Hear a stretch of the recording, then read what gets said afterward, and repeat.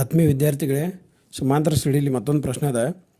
√2 √8 √18 √32 ಇದು ಸಮಾಂತರ ಶ್ರೇಣಿಯನ್ನು ಉಂಟು ಮಾಡುತ್ತದೆಯೇ? ಉಂಟು ಮಾಡಿದರೆ ಮುಂದಿನ ಪದಗಳನ್ನು ಕಂಡುಹಿಡಿಯಿರಿ ಅಂತ ಒಂದು ಪ್ರಶ್ನೆ ಅದ. ಹಂಗಾರೆ ಇಲ್ಲಿ ಮೊದಲನೇ ಪದ ಏನಂತ ಬರೀಬೇಕು? 2 ಅಂತ ಬರೀಬೇಕು, √2. ಎರಡನೇ ಪದ ಏನಂತ ಬರಿತೀರಿ? √8.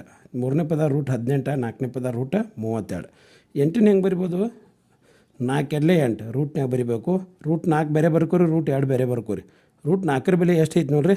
2 ಐತಿ. 2 √2 ಹಂಗೆ ಇಡ್ರಿ. ಇನ್ನು ಎರಡನೇ ಪದ ಆತ. ಮೂರನೇ ಪದ ನೋಡ್ರಿ √18 ಐತಿ. 9 18 ಬರಿಬೇಕು. √9 ಬೇರೆ ಬರ್ಕೋರಿ, √2 ಬೇರೆ ಬರ್ಕೋರಿ. 9 ವರ್ಗಮೂಲ ಎಷ್ಟು ಬರೈತಿ ನೋಡ್ರಿ? 3 ಬರ್ತೈತಿ. 3 √2 ಹಂಗೆ ಇಟ್ಕೋಬೇಕು.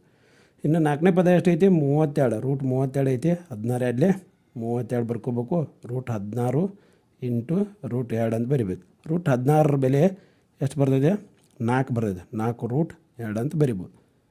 ಇನ್ನು ಈ ಸಮಾಂತರ ಶ್ರೇಣಿ ಉಂಟು ಮಾಡೈತಿಲ್ವ ಅಂತ ನೋಡ್ಬೇಕಾದ್ರೆ ಇವು ಪದಗಳ ನಡುವಿನ ವ್ಯತ್ಯಾಸ ನೋಡಬೇಕು. ಎರಡನೇ ಪದ ಮೈನಸ್ ಒಂದನೇ ಪದ ನೋಡಿರಿ. ಎರಡನೇ ಪದ ಏನೈತಿ? 2 √2 ಐತಿ. ಒಂದನೇ ಪದ ಏನೈತಿ? ಬರೀ √2 ಐತಿ. 2 √2 ಒಳಗೆ 1 √2 ಕಳೆದ್ರೆ ಎಷ್ಟು ಬರೈತಿ? √2. ನಿಮ್ಗೆ ಗೊತ್ತಾಗಲಿಲ್ಲ ಅಂದ್ರೆ ನೋಡಿರಿ, 2x ಒಳಗೆ ಎಕ್ಸ್ ಕಳೆದ್ರೆ ಎಷ್ಟು ಬರೈತಿ?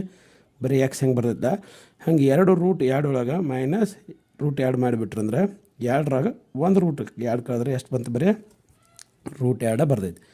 ಇನ್ನು a3 - a2 ಏನು ಮಾಡ್ಬೇಕಿನ್ನ? a3 - a2. a3 - a2 ಒಳಗೆ a3 ಅಂದರೆ ಎಷ್ಟೈತಿ ನೋಡ್ರಿ? ಮೂರನೇ ಪದ 3 √2 ಐತಿ ಮೈನಸ್ 2 √2. ಹಂಗಾರೆ 3 √2 ಒಳಗೆ 2 √2 ಕಳೆದ್ರೆ 3ರಾಗ 2 ಕಳೆರಿ ಎಷ್ಟು ಬರೈತಿ? √2 ಬರುತ್ತೆ. ಹಂಗಾರೆ ಇನ್ನು ನೋಡ್ರಿ, ಇವು 2 ಸಮ ಅದು. a2 - a1 ಸಮ a3 - a2. ಹಂಗಾರೆ ಇವು 2 ಸಮ ಆದರೆ 2 ಅನುಕ್ರಮ ಪದಗಳ ನಡುವಿನ ವ್ಯತ್ಯಾಸ ಸಮವಾಗಿದ್ದರೆ ಅದು ಸಮಾಂತರ ಶ್ರೇಣಿ ಆಗ್ತದೆ ಅಂತ ನಿಮಗೆ ಗೊತ್ತದ. ಇನ್ನೆಷ್ಟು ಮುಂದಿನ ಪದಗಳನ್ನ ಕಂಡುಹಿಡಿ ಅಂದ್ರೆ 5ನೇ ಪದ ಹೆಂಗೆ ಇಟ್ಕೋಬೇಕಪ್ಪ? ನಮಗೆ ಗೊತ್ತೈತಿ. a + 4d ಏನಂತ ಇಟ್ಕೋಬೇಕು? 5ನೇ ಪದ a + 4d. a ಅಂದರೆ ಎಷ್ಟೈತಿ ನೋಡ್ರಿ? √2 ಐತಿ. ಪ್ಲಸ್ 4 ಹಂಗೆ ಇಡ್ರಿ. ಡಿ ಅಂದರೆ ಏನೈತಿ ನೋಡ್ರಿ? √2 ಐತಿ. ಹಂಗಾರೆ ಇಲ್ಲೊಂದು √2, ಈ 4 √2 2 ಕೂಡಿಸ್ಬಿಟ್ರೆ 5 √2 ಬರ್ತೈತಿ. ಇನ್ನು 6ನೇ ಪದ ಹೆಂಗೆ ಬರಿತೀರಿ? a + 5d ಏನಂತ ಬರಿತೀರಿ? a + 5d.